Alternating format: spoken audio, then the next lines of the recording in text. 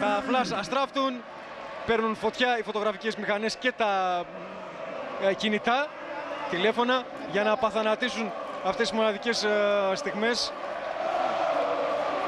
Είναι πραγματικά στιγμές που τις κρατάς μέσα σου για μια ζωή.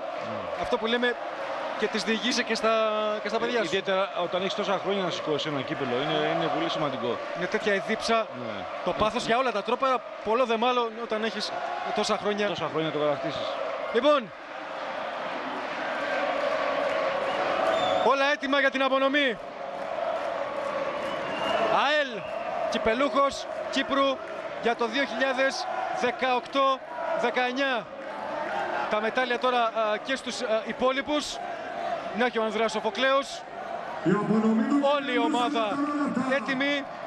Ο κύριος Κούμας πηγαίνει κοντά τους και ετοιμάζεται να δώσει τον τρόπαιο. Να και ο πρόεδρος, ο Ανδρέας Σοφοκλέος, με Ντόσα Τζούνιορ και Αβραάμ μαζί. Ντόσα Τζούνιορ πηγαίνει εκεί, δίπλα, ο αρχηγός.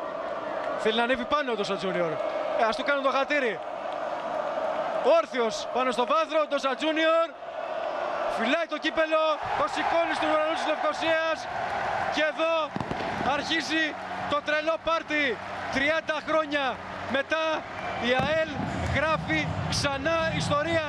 Κυπελούχος Κύπρου για το 2018-19. Μαγική βραδιά, βγαλμένη από τα πιο όμορφα όνειρα των οπαδών της ΑΕΛ.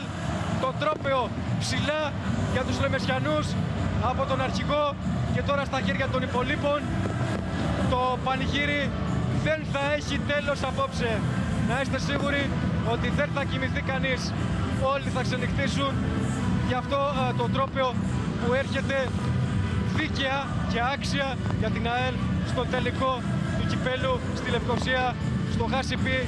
Ο Ντούσαν Κέρκες και οι ποδοσφαιριστές του καταφέρνουν να μπουν